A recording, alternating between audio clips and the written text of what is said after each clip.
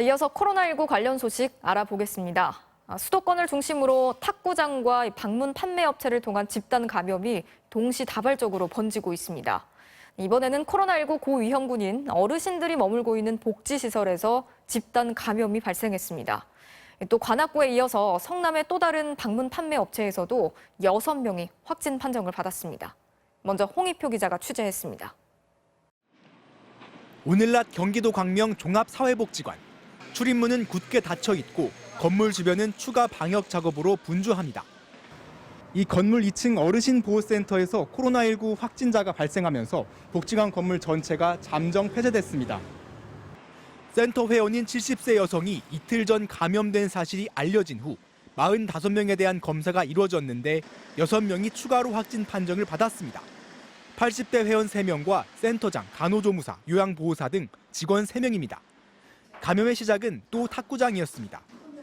양천구 탁구장에서 시작된 감염이 용인의 교회로 또 그 교회에서 광명에 소재한 복지관으로 연결되었습니다.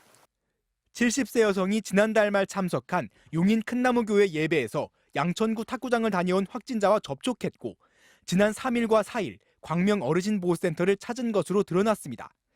낮 시간에 노인에게 돌봄 서비스와 식사 등을 제공하는 시설에서 마스크를 벗고 밥을 먹으면서 번진 것으로 추정됩니다. 광명시는 같은 건물에 있던 아동센터 직원과 어린이 등 74명을 상대로 검사를 진행 중입니다. 방문 판매업체와 관련된 연쇄 감염도 진정 기미를 보이지 않고 있습니다. 서울 관악구의 리치웨이를 방문했던 60대 여성이 성남 분당구의 방문 판매업체 NBS 파트너스를 2차례 찾았는데 직원 6명이 확진 판정을 받은 겁니다. 서울 금천구의 한 교회에서도 리치웨이 방문자와 접촉한 60대 교인이 확진 판정을 받았습니다. 이 교인은 지난 주말 이틀 연속 교회를 방문한 것으로 확인돼 방역당국이 90여 명에 대해 긴급 검사를 벌이고 있습니다. MBC 뉴스 홍익표입니다. 수도권 집단 감염의 여파가 이번엔 대형 입시 학원으로까지 번졌습니다. 여기도 탁구장에서 시작된 감염인데요. 방역당국이 학원 수강생 등 450여 명에 대해서 검체 검사를 진행하고 있습니다. 임명찬 기자가 취재했습니다. 서울 송파구 문정동에 위치한 강남 대성학원 마당에 선별진료소가 차려졌습니다. 이 학원 구내식당에서 조리보조원으로 근무하는 20대 남성이 코로나19 확진 판정을 받았기 때문입니다. 이 남성은 집단 감염이 발생한 서울 양천구 소재 탁구클럽에 방문한 뒤 지난 3일부터 근육통과 어지러움 증상을 보였습니다. 어제 구급차에 실려 보건소에 도착한 뒤 검체 검사를 받았고 오늘 양성 판정을 받았습니다. 이 남성이 일한 곳은 바이러스 전파가 이뤄지기 쉬운 학원 급식실. 더구나 지난 1일부터 8일까지 증상이 나타난 뒤에도 학원에 정상 출근했던 것으로 확인됐습니다.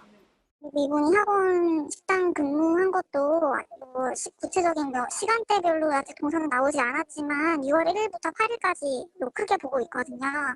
방역당국은 수강생과 강사 등 451명 전원에 대해 검사를 진행하고 있습니다. 재수생이 대부분인 수강생들이 학원에서 식사와 야간 자율학습을 하는 등 오랜 시간 머물렀다는 점에서 방역당국은 긴장하고 있습니다. 학생들은 충분한 거리를 두고 식당을 이용했을 뿐이고 같이 식사를 한 식당의 직원들은 전부 다 29 자가격리를 9명. 수업을 중단한 학원 측은 검사 결과를 파악한 뒤 다음 주로 예정된 한국교육과정평가원의 모의고사 시행과 수업 재개 등을 결정할 예정입니다. MBC 뉴스 임명찬입니다.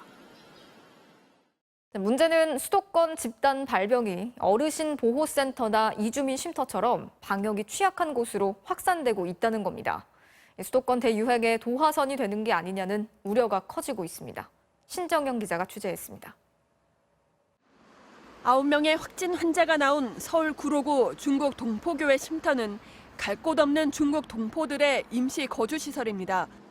그리고 6명이 확진 판정을 받은 광명 어르신 보호센터의 경우 치매 등 중증 질환을 앓는 노인들을 낮 시간에 보호하는 복지시설입니다. 방역을 철저히 한다고는 하지만 서로 다른 동선을 가진 다수의 사람들이 단일한 공간에 밀집해 있다는 점에서 방역 취약지대로 분류됩니다. 이태원 클럽과 쿠팡 물류센터에서 시작된 수도권 집단 감염이 취약계층이 거주하는 곳으로 급속히 확산되는 모습입니다. 최근에는 맨 처음 감염 경로를 파악하지 못한 상태에서 밀집되고 밀폐된 공간에서 빠른 전파가 이루어지고 있습니다. 싱가포르의 경우 폭발적으로 증가한 확진자의 대부분이 방역 취약지대에 놓여졌던 외국인 노동자들이었습니다. 방역당국은 방역 취약 혹은 방역 사각지대로 분류되는 시설의 집단 감염을 막기 위해 지난주에 이어 이번 주까지 관련 시설들을 긴급 점검할 예정입니다. 이러한 연쇄적인 집단 감염의 고리를 조기에 차단하지 못할 경우 수도권의 대유행 양상도 우려되는 상황입니다. 실제로 이달 국내 지역사회에서 감염된 확진 환자 313명 중 97%가 서울과 경기, 인천 등 수도권 주민입니다. 방역을 방해하는 행위에 대해선 강경하게 대응할 계획입니다. 정부는 긴급 관계장관 회의에서 동선을 속이는 등 허위 신고를 할 경우 구속 수사를 원칙으로 하고 방역 수칙을 위반한 곳에서 확진자가 나오면 치료비 등 구상권 청구를 검토하겠다고 밝혔습니다. MBC 뉴스 신정현입니다. 전면 등교 개학을 시작한 학교에서는 학생들 거리 두기에 안간힘을 쓰고 있습니다. 유치원도 역시 마찬가지인데요. 그런데 오전엔 널찍널찍했던 유치원 교실이 오후에는 전혀 사정이 달랐습니다. 어찌된 일인지 김아영 기자가 취재했습니다. 학교 거리두기 수업은 이제 정착 단계입니다. 경기도의 한 초등학교.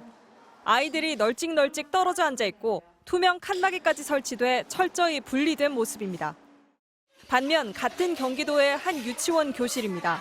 거리두기는커녕 서로 밀고 당기는 격렬한 놀이까지 거리낌이 없습니다. 답답한지 마스크를 턱에만 걸친 아이들도 있습니다. 학교보다 훨씬 좁은 이 교실에 모인 아이들만 20명 정도. 방역을 책임져야 할 선생님은 단 한 명입니다. 유아는 어리니까 선생님들이 이게 도와줘야 되는 상황이잖아요. 20명, 30명이면 거리 유지도 안 될 뿐더러 선생님이 지도한다 해도 유치원이 하루 종일 이런 상황인 건 아닙니다. 이 유치원의 경우 오전 정규 수업까지는 한 교실당 평균 5명의 아이들이 여유 있게 거리두기를 하며 지냅니다. 전체의 3분의 1만 등원하라는 교육부 권고를 오전까지만 지키는 겁니다. 하지만 오후 방과 후 수업이 시작되면 상황이 달라집니다. 오전엔 여러 반으로 분산돼 있던 아이들이 오후 방과 후 교실로 한꺼번에 몰리는 현상이 나타나는 겁니다. 솔직히 누가 여건만 되면 안 보내고 싶죠. 안 보내고 싶은데 이게 여건이 안 되니까 정말 울며 겨자 먹기식으로 보내는 거고. 논란이 커지자 교육청은 방과 후 전담사를 충원하라고 권고했습니다. 하지만 비용은 유치원 측이 부담하란 식이어서 인력 충원은 차일피일 미뤄지고만 있습니다. 수십 명이 밀집되어 있는 환경에서 유치원이 현재 안전의 최우선이라고 말하고 있단 말입니까? 살얼음판 같은 등교 수업이 계속되는 가운데 정작 거리두기의 사각지대가 된 유치원 방과 후 교실. 아이들 안전이 최우선이 돼야 한다는 목소리가 높습니다. MBC 뉴스 김아영입니다. 우리나라가 코로나19 유행 초기에 강력한 방역 정책을 펴지 않았다면 무려 1,155만 명의 확진자가 나왔을 거라는 미국 연구진의 분석이 나왔습니다. 잠재적인 감염자까지 포함하면 우리나라 인구 10명 중에 7명에 해당하는 무려 3,800만 명이 감염이 됐을 거라는 분석인데요. 전동혁 기자가 전해드리겠습니다. 유명 국제학술지 네이처는 어젯밤 우리나라와 미국, 이탈리아 등 6개국의 방역 조치 효과를 분석한 미국 버클리대 연구진의 논문을 긴급 게재했습니다. 방역 조치를 하지 않았을 경우 감염이 얼마나 확산됐을지 통계적으로 예측한 겁니다. Then a policy kicks in and we see the curve bends a little. Then another policy kicks in and it bends a little more. And we can measure those changes to understand how much each policy is slowing down. 연구 결과 우리나라는 대구 경북 지역에 집단 감염이 발생한 2월 말 위기 경보 심각 격상, 외출 자제, 이동 제한 조치, 그리고 3월 중순에 강화된 사회적 거리두기 시행이 전국 대유행을 사전에 차단해 모두 1,155만 명의 확진 환자를 막은 걸로 분석됐습니다. 확진자뿐 아니라 잠재적 감염자까지 포함하면 우리나라 인구 10명 중 7명인 무려 3,800만 명이 감염됐을 걸로 전망했습니다. 세부적으로는 집단 감염 위험시설 운영 제한 조치와 집회 집합 금지 명령이 하루 신규 확진 환자를 26% 줄였고 위기경보 심각 격상이 12%, 재택근무와 사회적 거리두기가 8%의 감소 효과를 보였습니다. 공동체 구성원들이 방역 조치를 잘 지키는 것도 중요하다는 것이 확인됐습니다.